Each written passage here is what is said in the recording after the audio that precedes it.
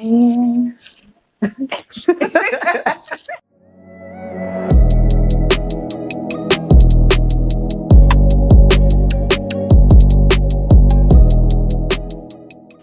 hello and welcome back to the Made Yourself a Boss podcast, where we discuss mindsets and methods that help to make you more money. So in today's episode, we're talking about growth without grind, what exactly that means and what exactly that looks like. Yeah, that's like our tagline for Made Yourself a Boss. If you've seen anything on our branding, our website, our post on Instagram, it's always about growth without grind. And when we talk about that, we're just simply just saying you can grow a business and not feel like you have to do all of the hustling that society tells us to do. You do not have to run yourself into the ground, in other words. Right. So, and if you think about it, it's actually embedded in us, right? We're the United States of the great America. We are known for working so hard into the ground for little gain.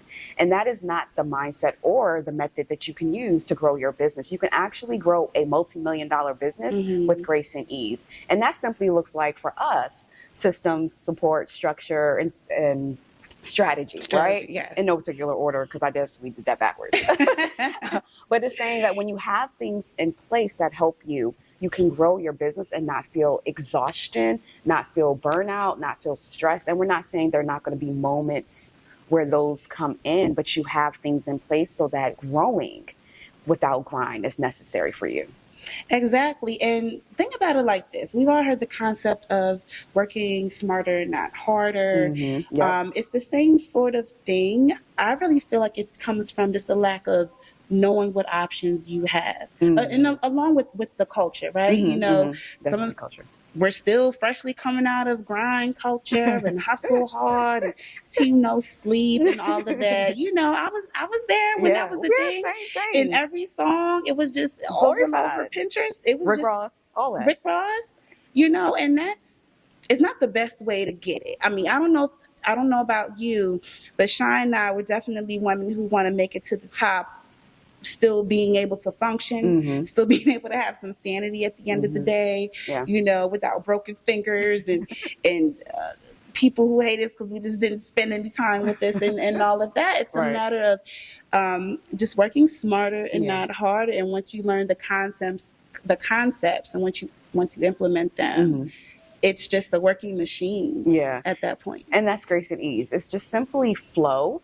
What is the flow that makes sense for you and your business? And how can you implement that in your business to have growth come in, right? And growth doesn't necessarily mean money, right? I think a lot of times when you may hear someone talk or even us talk, you're thinking growth means equating it to money, right? Growth can be spiritual growth. It could be team growth in your team. If you employed your first employee or, a team, it could be growth in that. It can be growth in yourself personally. All of those things matter to the growth of your business, right? I think life and business can be congruent at some times. And if you're not taking care of life, business is going to implode too. So what I like to say, if you have a mess, if your money is messy, you're like, one of the things, if you have a busted life, you can't have a booming business, something like that, right? So basically saying, like, if you're not taking care of one, the personal growth, the internal growth, then the business and the financial growth is not going to see growth, right? So understanding, like, what does that mean for you and how are you implementing that in your business? I like to say, and it's also in the book, but you know how I am. Don't take Shanica's word for it, even though I'm right. Read it for yourself and know him for yourself. God says that he has sweatless victories for us. He didn't say that he wanted us to hustle hard. He didn't say wake, pray, slay, and hustle with it. No, he said sweatless victories I have for you. And if that is what he has for us, then maybe we need to rethink, unlearn episode 2, one of them. One of those. On how are we unlearning how to hustle so hard? Like Bree said, it's embedded in our culture. Yes. It's embedded in society, even in some of these big corporations that we see. It's embedded to work so hard for this gain that may not even be the gain that you desired, right? So really thinking about, what does it mean for you, right? How can you implement it in your business? And what type of growth do you need to experience in the season that you're in right now? Because it may not necessarily be financial. It may be the others to get to financial. Absolutely. So if I were to just moving on to that, I was going to ask, or we can both answer the question, what are some very, very beginner steps. Mhm. Like start today. And I think that that first and foremost would include an evaluation. If you write down the things in your life or in your Yeah. business that just have to change, these are the things that are stressing you out. These are the things that you just rather not be doing. These are the things that actually make you feel the burnout. Because just like in your business and in your personal life, there are things that you love. Right. There are things that you Absolutely. have to do, but you like it. Yep. And then there are the things that, oh my God, I ain't you doing know, it. I don't want to do it. The things that cause you the anxiety, the things that Yeah. cause that burnout. You definitely want to write those things down and start to evaluate how you're going to get them done with sanity. And most likely that's going to include hiring some help, Mm-hmm. asking for some advice, Mm-hmm. outsourcing in some kind of way. Yeah. Yes, in your personal life too, because some Mm-hmm. you don't want to do. Yeah. Some of y'all don't want to do the laundry, and it's okay. There's services.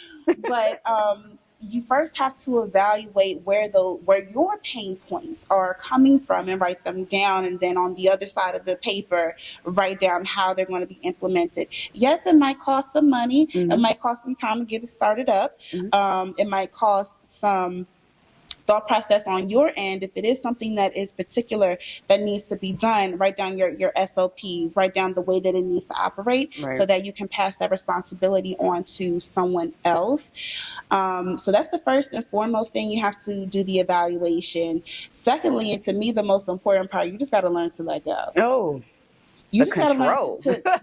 to let go of the control. I mean, outside of it being embedded in us that we need to just do it all, sometimes we simply don't trust the tasks to be done by somebody else, even if it's a professional who's been doing this longer than you've been alive. Right. Sometimes we just don't trust for it to get done, and we have Yeah. to let go of that. If this is someone who you've seen have been successful in taking care of this, or heck, even if it's just a minuscule task like laundry, like Mm-hmm. Shai said, Mm-hmm. have your child do your laundry, or call a laundry service that aren't even Mm-hmm. that expensive.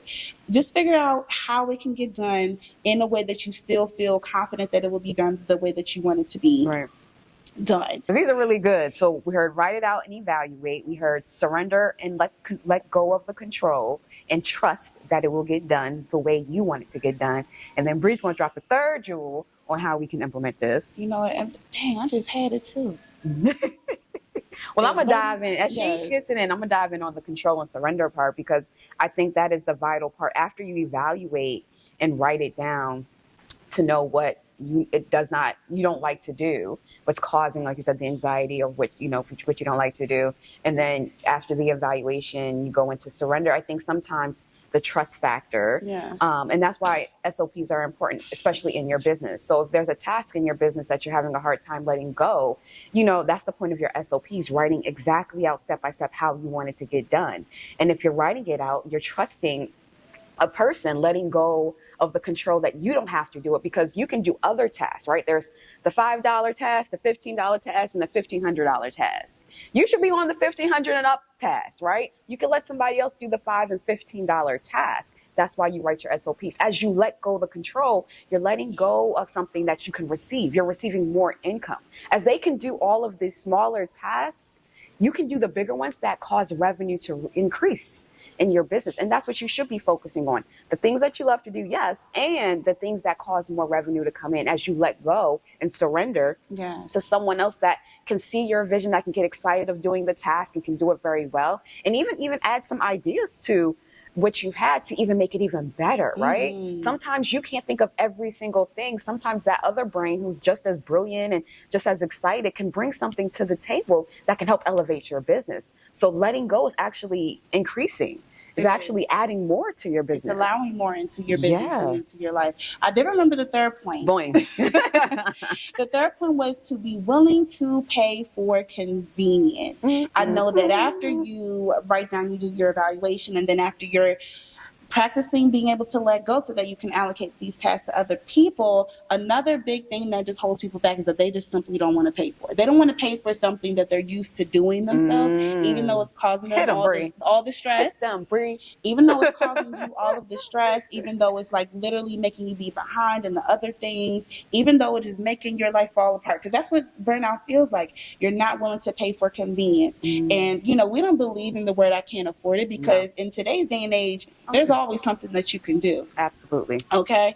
I mean, we can dig deep into, your pricing for your packages and all that stuff. But on a more immediate level, I would say to the person who's looking to take steps today, there's ride shares, there's asking someone trusted to, Mm-hmm. spot you for a moment. There's a bartering system. There's so many ways that I know if we really, really wanted to pay for something today, We can make it we would happen. figure that out Absolutely. somehow. Absolutely. Well, put your sanity on that same Mm. pedestal. Put being able to breathe by the end of today or by the end of the week, however long it's going to take for you to get it together, on that same pedestal, That's good. and reach That's into good. your bag of resources, make those phone calls, send those texts, Mm-hmm. okay, and get what you need in order to knock those things on the list down so that you can breathe and that you can start showing up as your best person. Yeah. And I just want to make a point. Don't hear us say this and think that we realize that it may not be just a flip and that it's so easy. Yeah. We realize that this is going to take a moment for you to soak in and realize, you know what, I really, really do need the help. And it's something that you may need to even remind yourself of from time to time. Shy, I still find myself reminding myself from time to time because I'm just used to doing things myself. That's the only child in me.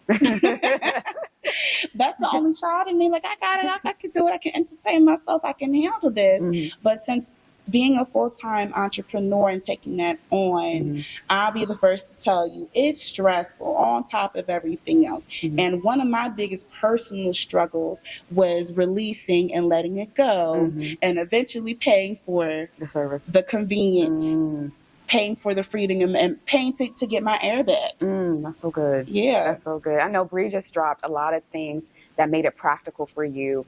And even when she mentioned something about you can really get what you want right now. And that can be in the form of a flash sale.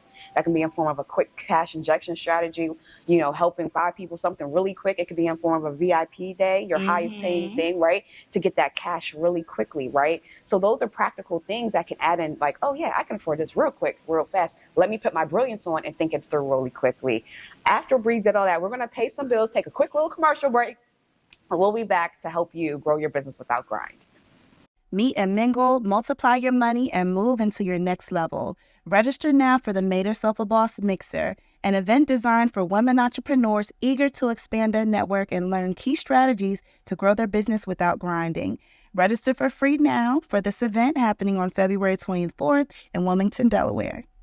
All right, so welcome back. Hey. What we're going to do right now is actually just break down exactly how you can have this grace without grind, how you can grow without the grind, using the 4 pillars that Made Herself a Boss does everything with, because that's how you do it. You cannot grow in your business without practicing these 4 pillars. So I'm just going to go ahead and start naming them off and we can discuss it. Okay, cool. Let's start off with the structure. Yeah, so structure, if you think about structure, you think about the foundation of anything, right? Like think about a house. When it has its foundation, the structure of it can't fall. Without it, you ain't really got no house, right? So think of structure that way. And for us, we mean like the mindset side of it and then your business side. So I'll start with mindset, right? Out of everything we do in life and in business, the mind is the foundation of everything for what happened or what did not happen, right? And in business, as much as we check everything else, we got to check ourselves and our mind. Our money mindset, our mindset in general, that goes into forgiveness, alignment, surrender, releasing the control. We talked about that earlier before the break. Those are the things that are in your structure pillar for you. And that's the foundation of everything that correlates to the other. You can't do strategy if your mindset isn't right. You can't do other things because you can undercharge, you can display, you can downside your brilliance of who you are, you can show up not fully in yourself. Those are the things you can do when your mindset is not, in order. And that's an every single day working thing. Please don't think that our mindsets are like top notch today. It's an everyday thing that you're working on, continual thing. And then the other side of structure that we have is the business side of structure. Are you the right entity? Right? Do you have your mission and vision statement?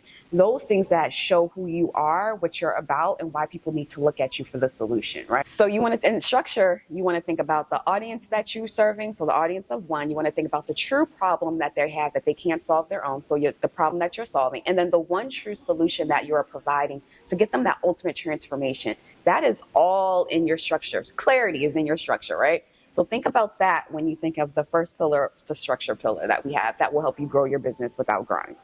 All right, so then we will move on to strategy. So now that you know who you're serving, the problem that they have, your one solution to it, and how you're going to be now we're going to talk about how to deliver it to them, and that is your strategy. Yeah. How are you going to be getting in front of them? How are you going to speak their language so that they can recognize, hey, you're talking to me? Right. How are you going to identify them, find out where they are, and go to where they are? How are you going to get seen and heard and understood by your ideal client? And that is where your strategy comes in. You take in all these factors. One thing Shine and I have been implementing more and more is data research on that ideal client, because we're not just pulling things out of the air in 2024. No. We're knowing. Not in the internet age. No. We're doing research. So once we've identified who that ideal client is, just like I was saying before, find the data where you can find out who they are, where they like to hang out, what are their interests, and what are some things that you can put into your messaging and your marketing that will help them to identify their pain point and know that you are the one that has the solution. Once you have that in place, you can form a strategy to continuously get in front of them, to continuously have them pouring into your business, into your funnel, so that you can land the sale via a customer journey. So your strategy is just like it sounds, a plan. How am I going to talk to them? Once they discover me, what customer journey, which is point seeing me to point purchasing from me, what is the customer journey that I'm going to put them through to help nurture them into the sale, have a wonderful understanding of what it is that I do, how I can help them, and make it a no-brainer for them to buy from me, right? That is a plan. And then even the aftercare, how are you going to take care of them after that to keep money coming in, to keep a good reputation so that they bring more people to you. All of that is in your strategy. The ups and downs, everything, all of that is a part of your strategy to get that money flowing in. And really, once you have your strategy, well, all of these are important, but once you have your strategy in place, it's just a no-brainer at this point for them. Yeah, that's so good. Yeah, it really is a no-brainer after that. So after that, you got your strategy in place, your work, and then also let you say, every time you rise a level, you're always tightening your messaging and your marketing, your strategy. You're always tightening it, refining it, because sometimes your customer changes, and that's okay. So please know that that is work that you'll continually do as you keep growing.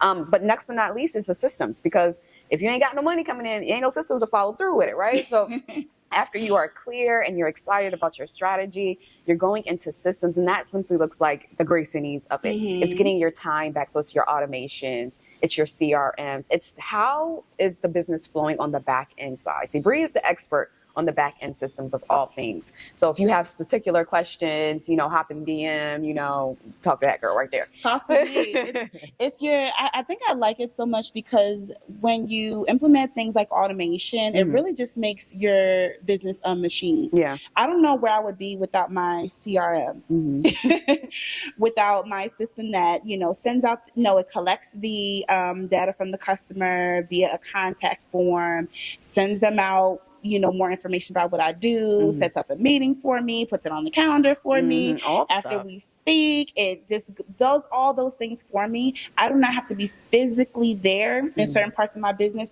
which allows me more time, which allows me that grace and ease to focus on other things. Yeah. I mean, do you know how many times I wake up and said, oh, I have a customer to talk to today? And I didn't even put too much effort besides what I did weeks ago to get that person into my system. Yeah, nice. And then the other part of systems is your SOPs, your standard operating procedures, right? The things that you hear us talk about all the time basically is a documented process on how something is getting done. How do you talk to a customer? What happens when a customer doesn't like something? What is the return policy? How do I set up a marketing campaign in my business? Every single thing is written down. What is the schedule to post? How do we post? What is the messaging to post?